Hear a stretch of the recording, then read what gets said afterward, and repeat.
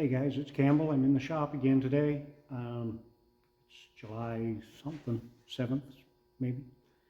Working on the 350 out of the Firebird. I honed the cylinders. I started to record it and I turned the thing off for a minute and never thought of it again until that was all done. So, yep, they're done. So cylinders are all honed. Then I went to, keep looking down at what I'm about to talk to you about. I went to put the crankshaft in, put the new bearings in the block. Everything's going good, and I looked at the crank, and it just, not quite as good as I'd like. The good journals on that crank that we spun the bearing on were all really good. This one, they're not bad, they're just showing a lot of miles on it. So what we're going to do is polish them a little bit. So what I've got, and I'm going to bring you guys down here where you can see. Okay, what I've got here, it's a skate lace. Nothing fancy. A regular shoelace would probably work. The reason I got the skate lace, it's nice and wide. So I'm going to pull it aside. I've got some Autosol, some metal polish. I'm going to put it on here. And I might even give that a little spread around with my finger. Oh, there it went. Oh my gosh, it's everywhere. Okay. So now that I've made a nice mess of that, might put a little bit more right in there. Okay. Now I'm going to have to set you down because I need two hands to do this. Okay, let's see if you can see what I'm doing. Actually. Okay, so now you can see what I'm doing. Where's the other end of my lace? There we go. And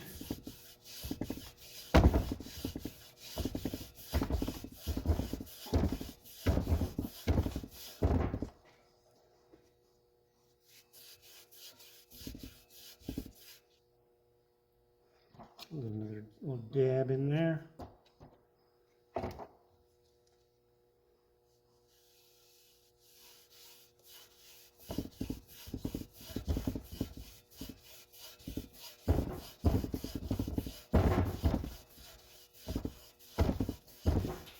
So what it is polishing that up. Hopefully, like I say, it wasn't bad, it was just not perfect. Now there is a couple of spots on one spot here that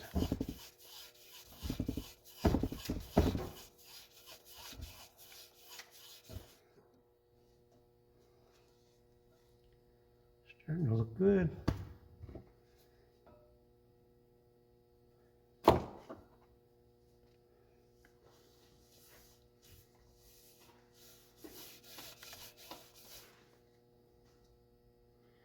Trick is try and keep these flat as you can.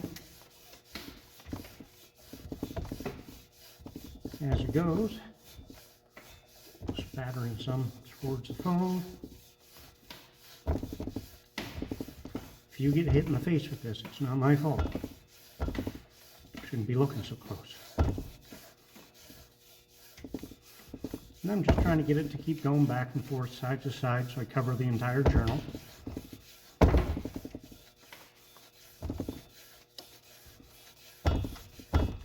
Pretty exciting stuff. So then, clean rag here.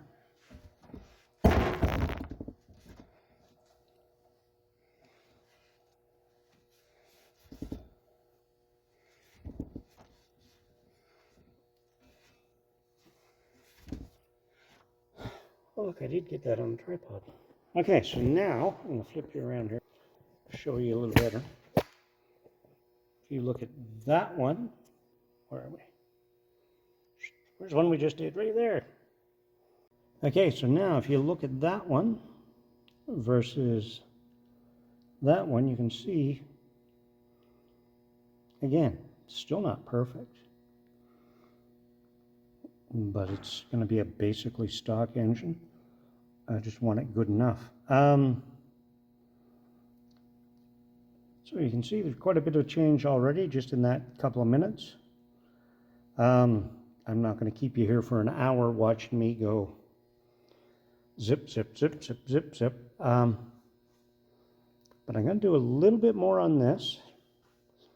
And when I wipe it out, there's still a bit of a haze in the corners of that. If I polish that up, it looks a little better.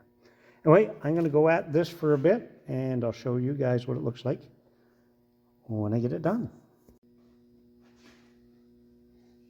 Okay, I'm on the last one. Actually, I'm almost done the last one.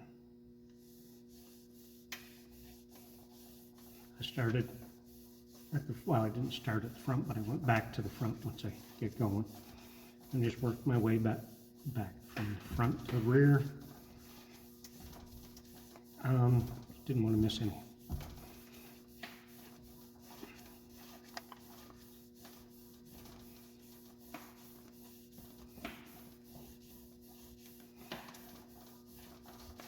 Arms are getting tired.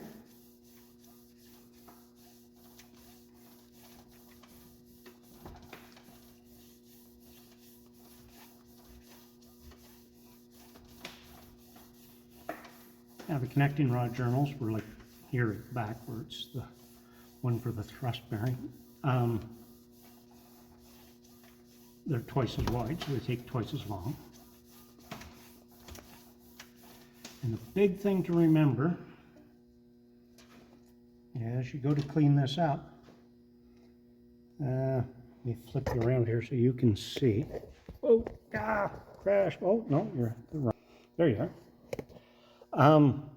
Once you've got this done and cleaned up, these are all looking pretty good. We still got a bunch of the film on them. I'll show you once I clean that off. But oil galleys, that one you can see, it's full of the stuff we've been polishing with. That one is. So, yeah, these ones, oh, yeah, those ones are. So when you're cleaning up, make sure you clean those out. Because this does have a grit to it, not much. It's sort of like a paste, like a toothpaste. But you don't want those oil galleys blocked, especially if it gums up. At startup, you'd start for oil pressure. Anyway, I wanted to mention that. I'm going to grab a clean rag, wipe this all down, clean those out, and then I'll show you what we ended up with. Okay, there it is, all shined up. Way better than it looked when we started.